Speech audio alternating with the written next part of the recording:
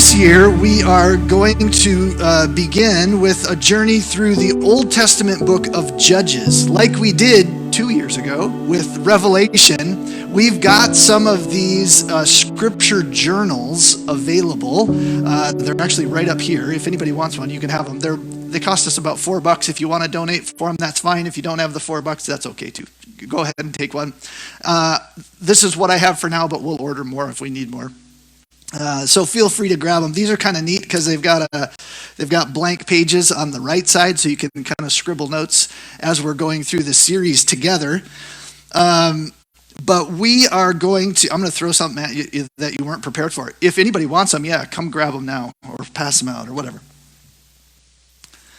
We're going to begin actually this morning by reading together through chapters 1 and 2. We started Revelation. Do you remember that Sunday when we kicked off Revelation? We actually read the whole book in one sitting. We're not going to do that today. But we are going to read chapters 1 and 2 of Judges together. And so I've got 2 microphones up here. One for tall people and one for the vertically challenged over on that side. Whoa, that's really bad. Maybe we won't use that one. Peter, can you turn this one down? This is yellow, I think. It ring-a-ding-dingeth. So, I'm just going to invite whoever would like to, whoever's bold enough to come up. And I'm only asking you to do it in the mic so that people online can hear us as well. We are in, this is the ESV. So if you're pulling it up on a device, we're on the ESV. I'll start us off with about 5 verses, and then I'm just going to invite anybody to come, even while I'm reading. If you want to line up at the mics, you can. I'm sure we'll have a rush of people, right? Probably not. But I do want more than my own voice to come and read through chapters 1 and 2 as we begin.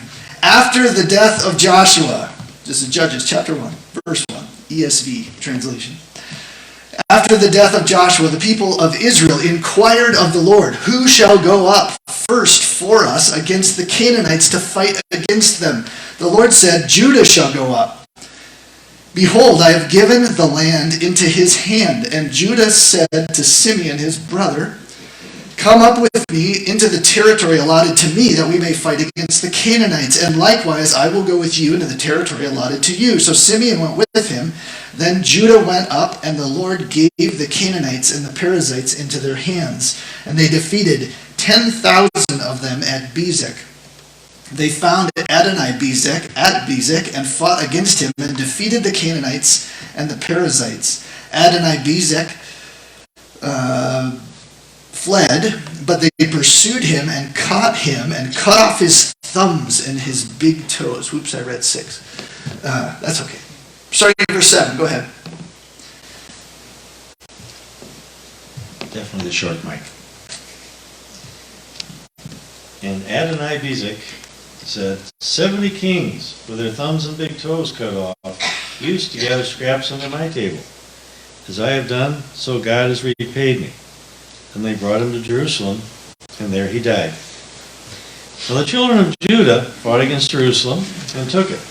They struck it with the edge of the sword and set the city on fire.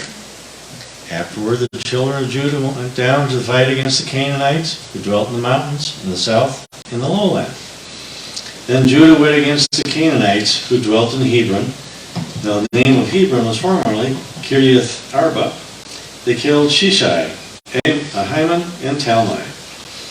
From there they went against the inhabitants of Debir. The name of Debir was formerly Kiriath Sefer. So we want to continue to verse 12. I'm going to grab it, Phil. Judges 1, verse 12. And Caleb said, "He who attacks Kiriath Sefer and captures it, I will give him Aksa, my daughter, or for a wife." And Othniel, the son of Kenaz, Caleb's younger brother, captured it, and he gave him Aksa, his daughter, for a wife. When she came to him, she urged him to ask her father for a field. And she dismounted from her donkey, and Caleb said to her, "What do you want?" She said to him, "Give me a blessing, since you have set me in the land of the Negeb. Give me also springs of water, and Caleb gave her the upper springs and the lower springs. And the descendants of the Kenite, Moses' father-in-law, went up with the people of Judah from the city of palms into the wilderness of Judah, which lies in the Negeb near Arad, and they went and settled with the people. Verse 17. Then Judah went with Simeon his brother, and they defeated the Canaanites who inhabited Zephath and devoted it to destruction. So the name of the city was called Hormah. Judah also captured Gaza with its territory, and Ashkelon with its territory, and Ekron with its territory. And the Lord was with Judah, and he took possession of the hill country, but he could not drive out the inhabitants of the plain, because they had chariots of iron. And Hebron was given to Caleb, as Moses had said, and he drove out from it the 3 sons of Anak. But the people of Benjamin did not drive out the Jebusites who lived in Jerusalem. So the Jebusites have lived with the people of Benjamin in Jerusalem to this day. 22. 120. The house of Joseph also went against Bethel, and the Lord was with him. And the house of Joseph scouted out Bethel. Now the name of the city was formerly Luz.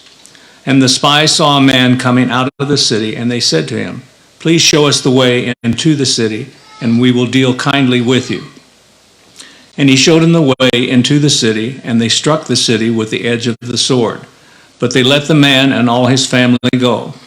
And the man went to the land of the Hittites and built a city and called its name Luz. This is the name of this to this day.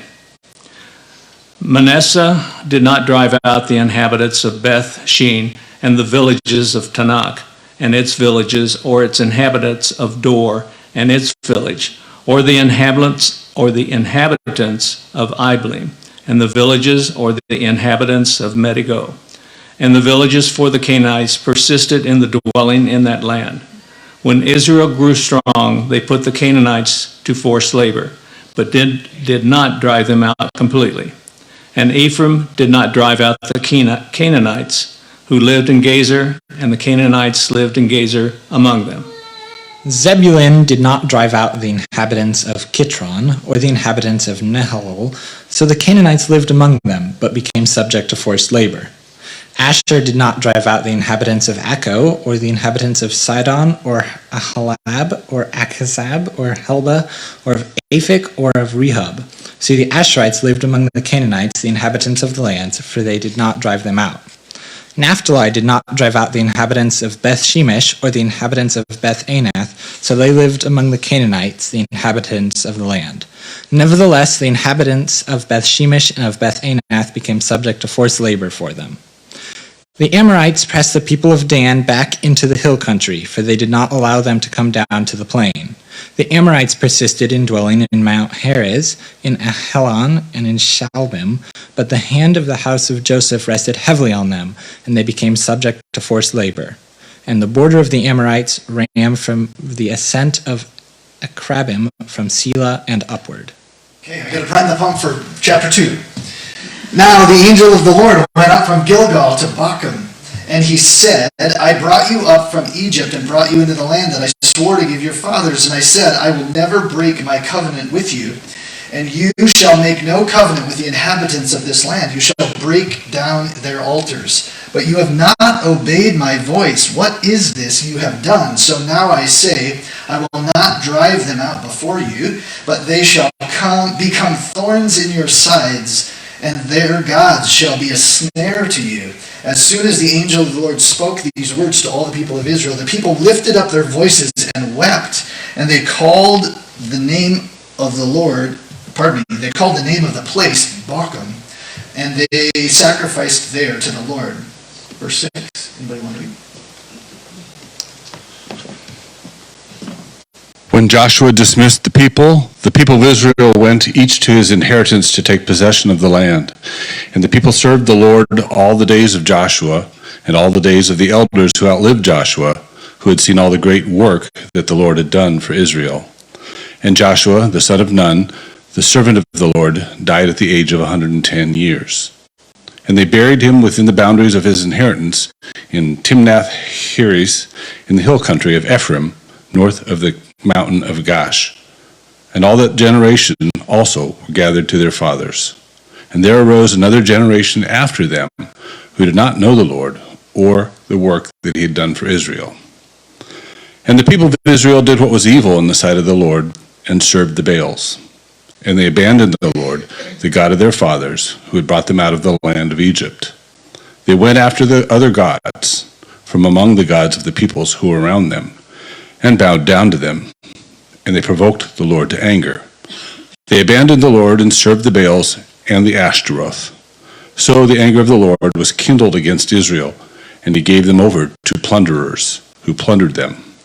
And he sold them into the hand of their surrounding enemies, so that they could no longer withstand their enemies. Whenever they marched out, the hand of the Lord was against them for harm, as the Lord had warned, and as the Lord had sworn to them. And they were in terrible distress. Then the Lord raised up judges, who saved them out of the hand of those who plundered them.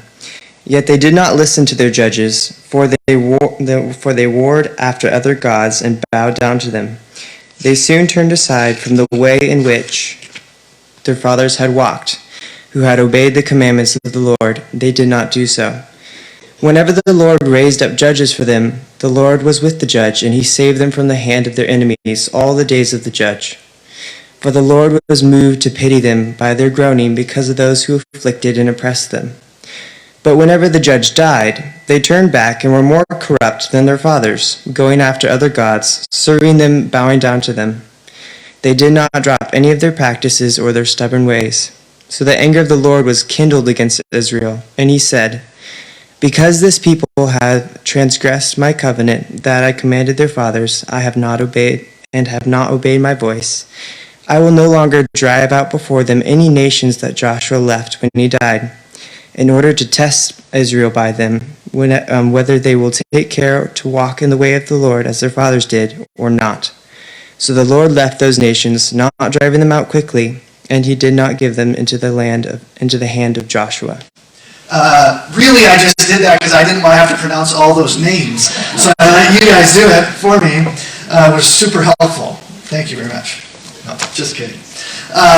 So we're beginning by reading this morning so that we can just hear it through other people's voices. Sometimes we take it in differently when we hear it read by someone else. And so I appreciate you doing that. We may do that from week to week. Where are we here in the history of Israel? Well, we've already experienced the deliverance of God out of slavery from Egypt, led by Moses, right? Into their wilderness wanderings. We've seen the death of Moses at the end of Deuteronomy 34 and Joshua chapter 1, and the transition of leadership and authority to Joshua, who had been his second in command, and then Joshua's subsequent conquering and conquest of the land, of most of the land through the book of Joshua. There's some of the land in the book of Joshua. And so we are now finding ourselves in the book of Judges. The book starts off with a beautiful pattern in the first 3 verses. And I love how the author lays this out. After the death of Joshua, the people of Israel inquired of the Lord. What a way to start, right? New transition, new season of life for the entire nation. And what do? The first thing they do it right? They inquire of the Lord. What are we supposed to do now? Good question. And a good person to ask is the Lord himself. They inquired of the Lord. They did it right. The people inquired of the Lord. And this wasn't a religious, I hope something might cosmically work out for us in this next season of our nation. It is an intimate relationship. How do we know that? Because, number 2, Yahweh answered them, right? And he answered them actively and directly and specifically, gives them instructions. The people inquired of the Lord. Yahweh answers and instructs. And third, the people obeyed. Wow! What a pattern. And this is, I am convinced, This is the life in Messiah that God is calling us to. That is, as you have heard me say many times before, and you will continue to hear me say many times in the future, this is what I call life in the middle voice, right? It's not all about us as God's people initiating the action, and it's not God's people sitting back and doing nothing and waiting for God to wave a magic wand and zap the situation into his perfect will. It's somewhere in the middle voice, right? It's actively participating in the results of an action initiated by someone else. God has led them here, promised it to them, led them into it. They inquire, and he answers. They obey, and he blesses.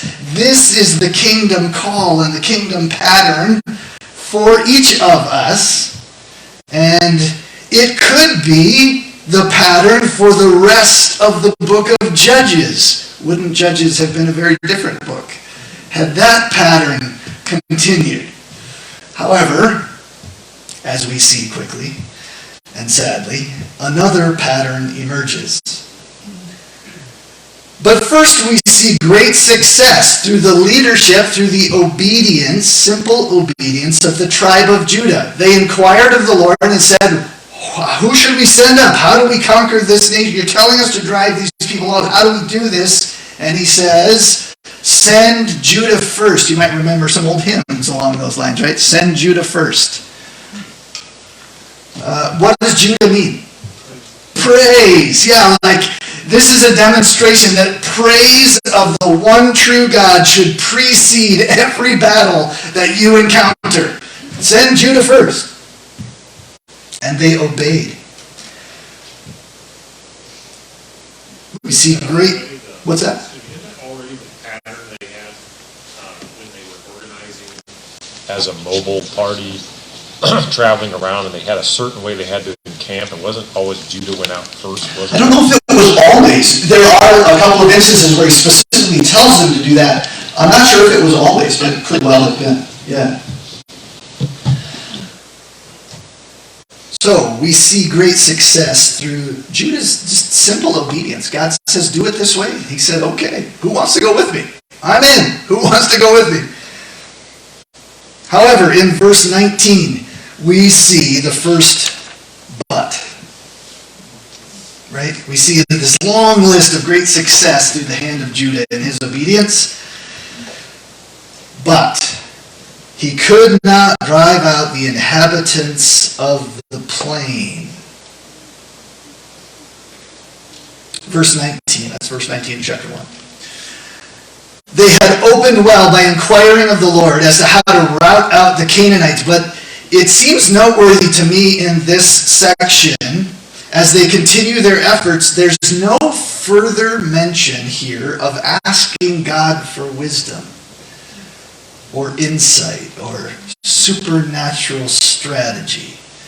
The only thing it notes is that they could not drive them out because they had chariots of iron.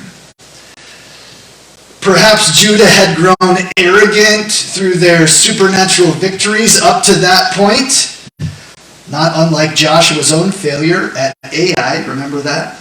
In the generation preceding. I thought, hey, that first one was easy. At Jericho, let's just wipe out Ai. They're nothing. Maybe this is the same type of thing rising up with Judah. We don't know. Or maybe they were just exhausted from fighting.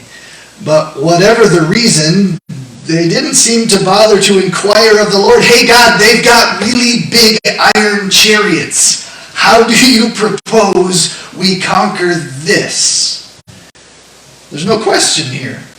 They just said, can't do it. Like the generation before them who refused to cross over the Jordan to take the land, they just stopped and said, too big. Like after all they had seen God do up to this point, they come to iron chariots and go, too big, too tough, too difficult, too strong. Were these Philistines in the valley? Well, there's a big mix, right? So there's Canaanites and Perizzites and Alvites. Yeah. So there's a big mix of different people who are generational roots of various other tribes that come out that we see develop later. I do love, however, verse 20. There's this little gem of a verse that's not fleshed out at all, but it's just like stuck in the middle of all of this failure. Like, not Caleb, though. He knew his promise. Look at verse 20. And Hebron was given to Caleb, as Moses said, and he drove out from it the 3 sons of Anak. And then it just moves on to Benjamin. But this little gem, don't ignore or overlook this one. He knew his inheritance, and he knew his promise from God about his inheritance, and armed with this word of God, he drove out 3 sons of Anak. Who are they? Giants, right? Like, how ironic is that? Caleb and Joshua were the 2 spies in the previous generation who had gone into the land and said, it's amazing, God says we can have it, let's take it. And all the other people said what? There's giants in the land. We look like grasshoppers in their eyes. And so this little gem of a verse right in the middle of all of the rest of the tribe's failures, Caleb's like, I've seen them before. I know the promise God has given me. I'm taking it. And he drives out 3 giant sons of Anak. But he's kind of unique in the mix. As the tribes of Israel fail to fully rely on the promised power and presence of the Lord in their battles, they begin to settle for second best. Like, no, we can't defeat them. We can't drive them out, so we'll let them stay. But we'll subjugate them, right? We'll put them to forced labor. I mean, that's probably good enough, right? I mean, what harm could it do? And very quickly, we see that those whose fathers had been subjected to forced labor for 400 years are now subjugating others into forced labor. The oppressed have become the oppressor. It's just the way things are done in human kingdoms, right? But that wasn't God's intention here. He said, drive them out. It was, however, perhaps a pattern they'd grown accustomed to. And then in verse 35, skipping ahead, but the hand of Joseph rested heavy upon them, that is the Amorites, and they became subject to forced labor. It's kind of ironic, right? Joseph, their praised and adored leader in Egypt, during their time in Egypt, has now become the primary force of oppression in the new land.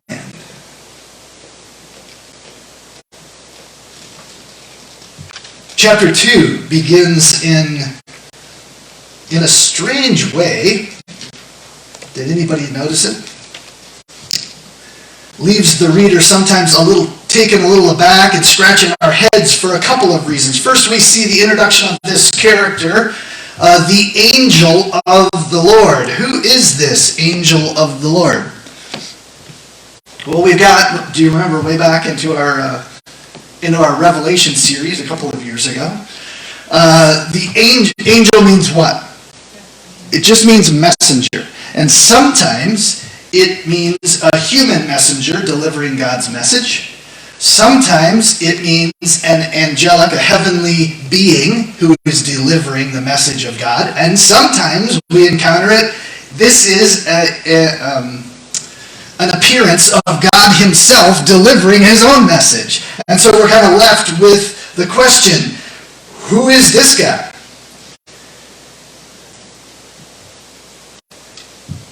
Is this a prophetic human messenger delivering God's word to his people? Is he a heavenly messenger, an angel delivering God's word to his people? Or is this a theophany, like the appearance of God on the scene, delivering his own word? Interestingly, throughout the book of Judges, there's at least 3 times when this angel of the Lord shows up. We'll see it, and we'll maybe dig into it a little deeper in those when we get to those. But we see it with Gideon, we see it with Manoah, the parents of Samson. What do you think in this particular passage? What's the message he's delivering? Yeah, and he doesn't walk on the scene and say, "This is what God told me to tell you." Much of the time when a messenger comes, a prophet comes with the word of the Lord, he says, "The Lord saith," right? And then delivers. There's no "the Lord saith." It says the angel of the Lord came and said, "I delivered you out of Egypt, out of bondage, out of slavery." This is God showed up on the scene before all of the people. "I brought you out of Egypt. I brought you into the land that I swore to give your fathers. I said, I will never break my covenant with you, and you shall make no covenant with the inhabitants of this land. You shall break down their altars, but you have not obeyed my voice." What is this you have done? And because you did this, I'm not going to drive out these people from before you. Now they're going to be a thorn in your side. And I'm going to leave them here to teach you a lesson, essentially, is what he said. So that's the first interesting beginning of chapter 2. But what's the second strange thing of chapter 2?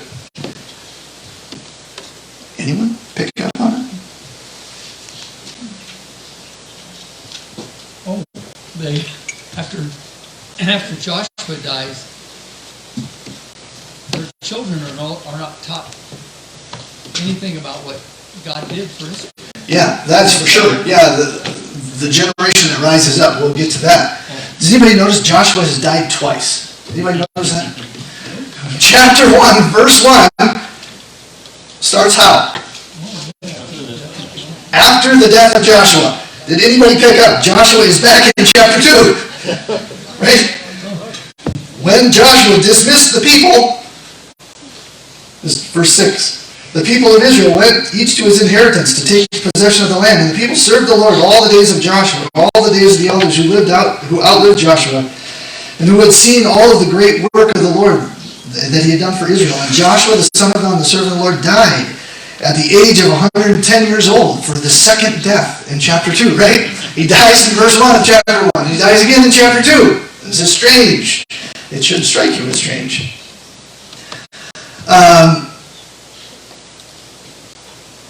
It seems as though the author of Judges here inserts in chapter 2 like a bit of backstory. If you think of it like a movie, you get this action scene right at the front, and then you get this 3 years before, right? This little subtitle that says, "Hey, let me remind you of something that happened before."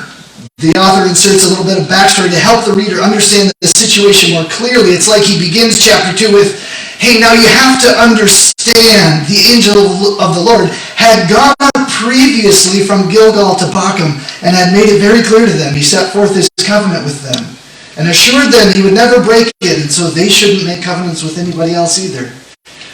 And as a result, the people followed Yahweh all of Joshua's life, even through the lives of the elders who outlived Joshua." And then, the author says, you get that scene that I just told you about in chapter 1.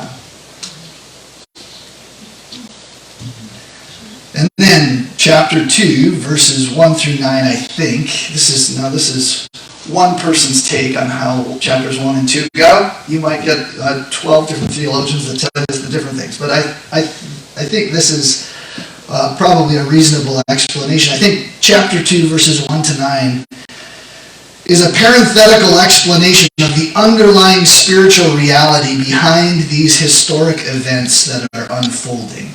If you were to line things up chronologically, chapter 1, I think, would probably fit between verses 9 and 10 of chapter 2. Read it with me. "They buried him within the boundaries of his inheritance, in the hill of Ephraim, north of the mountain of Gash." Then you flip back to chapter 1. Right? after the death of Joshua, right? That scene that we were given in chapter 1 fits there. And then in chapter 2, verse 10, all of that generation, when they all died and were gathered to their fathers, there arose another generation after them who did not know the Lord or the work that he had done for Israel. It helps us, I think, seeing it in that way, chronologically, maybe helps us understand why it appears that Joshua dies twice. He clearly didn't die twice. And why Othniel shows up in chapter 1 and in chapter 3 as the first judge on the scene. How could that be? Well, because chapters 2, 1 through 9 is a parenthetical note of backstory, I think, for the reader to understand. We'll address both. We'll begin to address Othniel and those who follow him next week. But verse 10 I'd like to focus on. There arose another generation after them who did not know the Lord or the work that he had done for Israel. Look at verse 11. For the results of this kind of rejection, Israel did what was evil in the sight of the Lord. They served Baals. They abandoned the God of their fathers. They went after the gods of the people who were around them. Why were the people around them? Because they didn't drive them out. They did not walk in obedience and in the promise and in the power that God had established and provided for them. So they were left there to be an evil influence and a seductive spirit to the people of Israel. They provoked the Lord to anger. They abandoned the Lord. They served Baals and Ashtoreth. Therefore, God gave them over to the plunderers who would plunder them and to the surrounding enemies. I think, now this is just my perspective, and take this for what it's worth. I think that little phrase is interesting, that he separates, he gave them over to the plunderers who would plunder them and to their enemies who were around them. I think the one is talking about the spiritual reality of the dark forces of the Elohim, the gods that is mentioned here each time is the word Elohim, that we talked about in our This Dark World series, right? Those fallen spiritual beings who had been given authority over the nations, but Yahweh said, "But Israel is mine. I'm keeping Israel." And it seems like the author here is maybe tipping the hat to that reality when it says he gave them over to the plunderers who plundered them, and he sold them into the hand of their surrounding enemies. Like, there's two things going on. Yes, there's a physical military battle going on between these people groups, but it's bigger than that, and there are plunderers, spiritual forces behind the scenes who are at work. And Yahweh says, if you're going to run away from me, and the word that's used here is whore yourselves over to the gods of this world, then I'll give you over to the gods of this world. But he never ceases to hold up his end of the bargain, of the covenant. Beginning in verse 16, we begin to see, in spite of Israel spitting in his face and this new generation completely dismissing any connection with Yahweh, we see God maintaining his covenant with Jacob, his portion, and raising up judges. And we see this new pattern emerge in verse 18. This new pattern of this descent into degradation. Look at verse 18 with me. Whenever the Lord raised up judges for them, the Lord was with the judge, and he saved them from the hands of their enemies all the days of the judge. For the Lord was moved to pity by their groaning because of those who afflicted and oppressed them. But whenever the judge died, they turned back and were more corrupt than their fathers, going after other gods, serving them and bowing down to them. They did not drop any of their practices or their stubborn ways. So what is this new pattern that we see arise, that we will see repeated throughout the entire book of Judges as we go? Well, disobedience leads to destruction and despair. And despair incites God's compassion. And in compassion, God raises up a judge to save them. But once that judge dies, the people sink deeper into the pit than they were in before. And the cycle continues. Ultimately, we will see that each judge brought a temporary victory, but he could not secure a lasting change. And it makes me wonder about this dichotomy of the spiritual reality of the plunderers who would plunder them and their enemies around them. It's like God sent in youth to his people. You think the enemy nations around you are your biggest problem. So I'm going to send in a judge to raise you up from that pit, to rescue you from those adversaries. But they never dealt with the heart issue. Like they dealt with the political issue and the military issue and the oppression issue and the humanitarian issues, but they never dealt with their wicked hearts. And so as soon as that judge died, the temporary relief was over, and they sunk deeper and deeper into their pit of sin and depravity.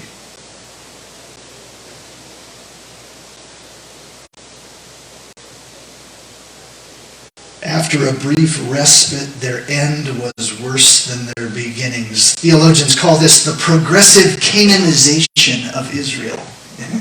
The progressive Canaanization of Israel. They just became more and more like the nations that surrounded them. Until by the end of the book, you can almost see no distinction between the lives of the Israelites and God's people and the pagan nations that surrounded them and were mixed among them because they never drove them out. In fact, many of the judges that we will see, you go, they don't look like a very godly person, and yet God used them to try to bring Israel's attention back to himself. What's the overriding theme that we will encounter in the book of Judges? Well, 4 times in Judges we read, and there was no king in Israel in those days. And 2 times it adds, and everyone did what was right in their own eyes. In fact, those are the closing words of the book of Judges.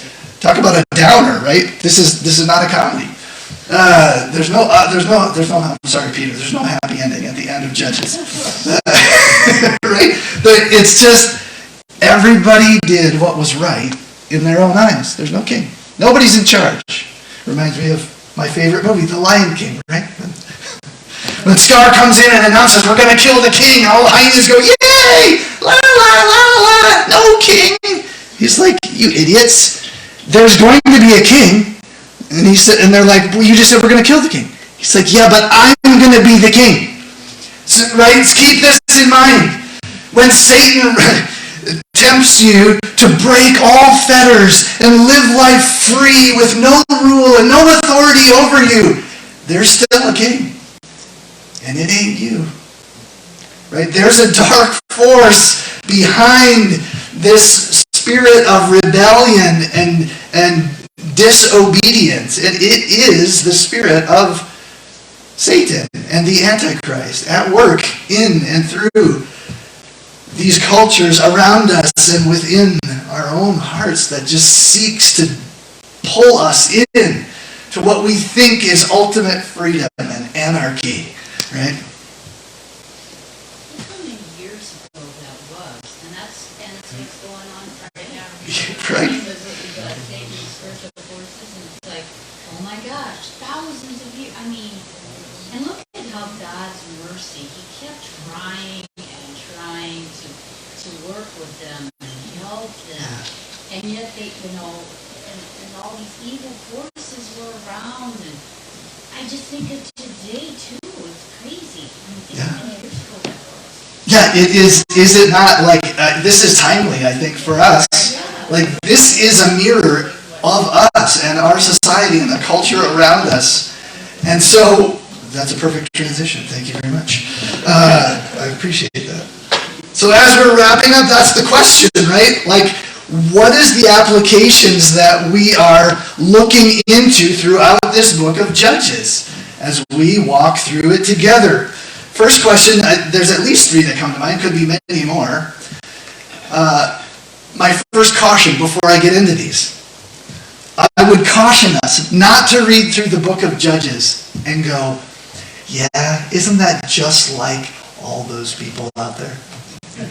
Man, so many other people struggle with this thing. And the culture around us is going to hell in a handbasket. I don't think that's the primary intention of the book of Judges, just to burst your bubble a little bit. It's easy to do that, right?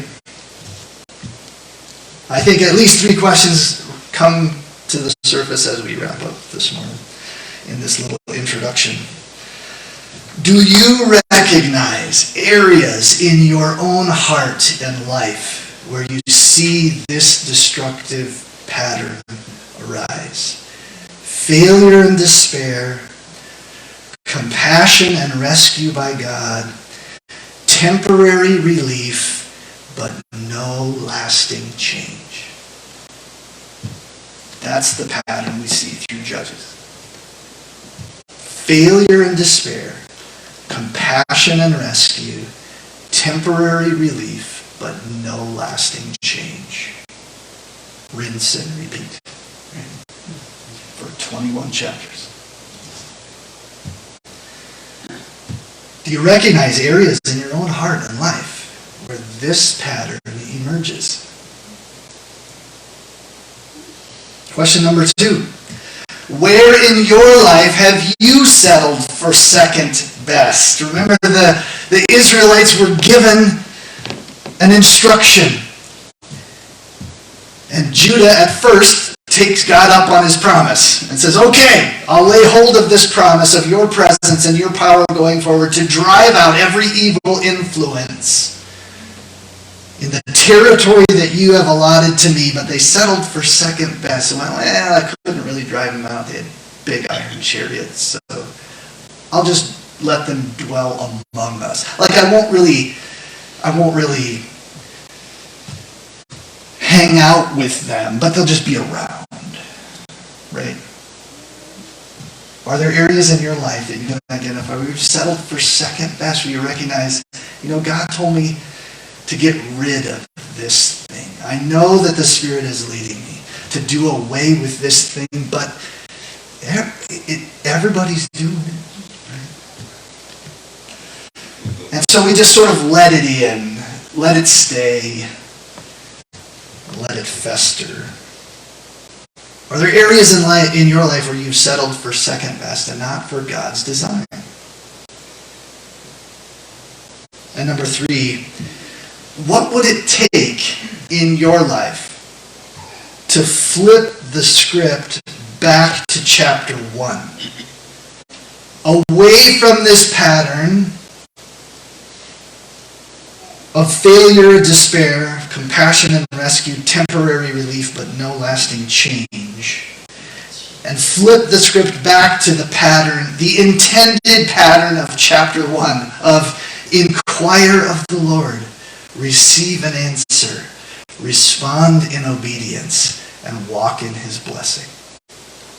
Those are stark contrasts dealt to us in chapters 1 and chapter 2. And I think that's the choice before us all as we're going through this whole series together and in every day in our walk of faith, right? Like, which pattern am I going to step into today?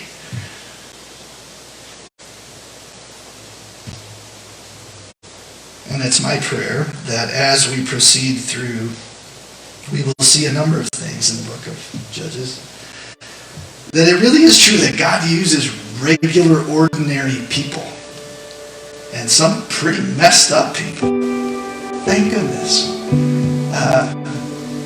That's good news for you and for me. That God uses broken people to carry out His purposes in the world. And if there's anything we see in the positive light in the book of Judges, is that God can use anyone who's willing. And so that's one thing that I pray that we come to recognize. Let's stand up, shall we?